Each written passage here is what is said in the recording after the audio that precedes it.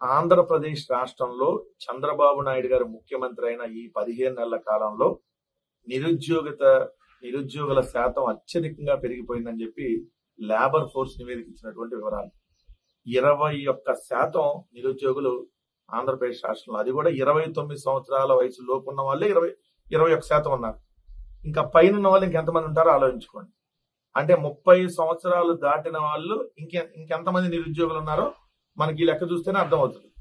కేవలం 29 సంవత్సరాల వయసు లోపు ఉన్న వాళ్ళని లేబర్ ఫోర్స్ నివేదిక సర్వే చేస్తే మన ఏప్రిల్ నుంచి జూన్ వరకు గ్రామీణ ప్రాంతాలు కానీ పట్టణ ప్రాంతాల్లో కానీ అది యువతి యువకుల మీద ఇద్దరి మీద సర్వే చేస్తే 29 సంవత్సరాల వయసు లోపు ఉన్న వాళ్ళు 21% మంది నిరుద్యోగులు ఉన్నారు.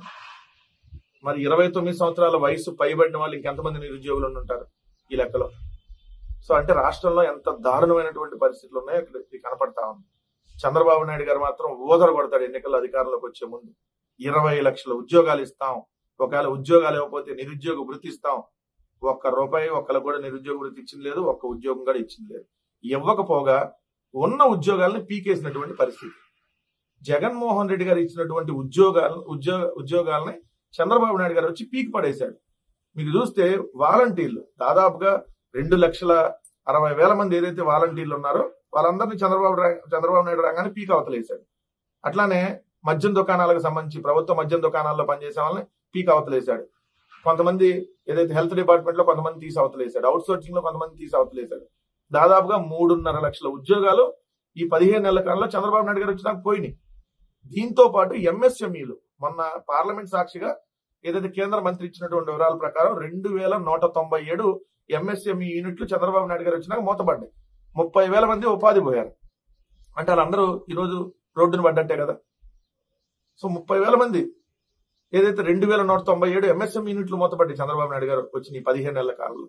కానీ జగన్మోహన్ రెడ్డి గారు 2 సంవత్సరాల కోవిడ్ ఉన్న ఎంఎస్ఎంఈ యూనిట్లకు రీస్టార్ట్ ప్యాకేజ్ ఇచ్చి ఎంఎస్ఎంఈలను ప్రోత్సహించాడు. ఎంఎస్ఎంఈలు పెరిగేటట్టుగా చేశాడు. లక్షలాది ఉద్యోగాలు ఎంఎస్ఎంఈల ద్వారా ఇచ్చాడు. మీరు చూస్తే ఎంఎస్ఎంఈల ద్వారానే 22 లక్షల ఉద్యోగాలు జగన్మోహన్ రెడ్డి గారు ఉన్నప్పుడు వచ్చినాయి. అదేవిధంగా జగన్మోహన్ రెడ్డి గారు వచ్చిన తర్వాత 2019 జూన్ నుంచి దిగిపోయే 2024 వరకు 2,31,003 శాశ్వత ఉద్యోగాలను భర్తీ చేశాడు. సచివాలయ ఉద్యోగాలు కావచ్చు, హెల్త్ డిపార్ట్మెంట్ కావచ్చు, అన్ని కలిపి శాశ్వత ఉద్యోగాలు 2,31,000 ప్రభుత్వ ఉద్యోగాలు ఇచ్చాడు. 2,31,000 ప్రభుత్వ ఉద్యోగాలు. కాంట్రాక్ట్ ఉద్యోగాలు 43,923 కాంట్రాక్ట్.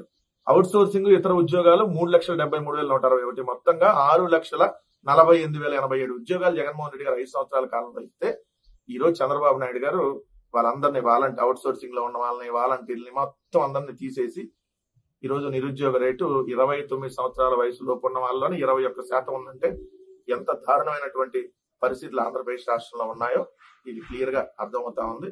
సో చంద్రబాబు నాయుడు గారు ఎప్పుడు ఉన్నా కూడా ఇదే పరిస్థితి, నిరుద్యోగుల్ని మోసం చేస్తా ఉంటాడు.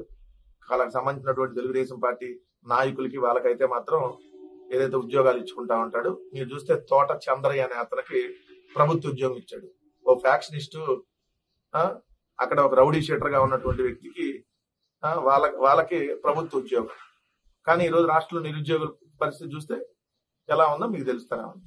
అదేవిధంగా ఏదైతే దీనికి సంబంధించి కమిషన్లు దండుకోవడం కోసం వాళ్ళకి సంబంధించినటువంటి వ్యక్తులకు అడ్డగోలుగా ఏది పడితే అది చేసేస్తా ఉంటాడు. బట్ నిరుద్యోగులకు మాత్రం ₹3,000 నిరుద్యోగ వృత్తి ఇవ్వడానికి ఇతనికి చేయి రాదు, ఒక్క ఉద్యోగం ఇవ్వడానికి చేతులు రావు.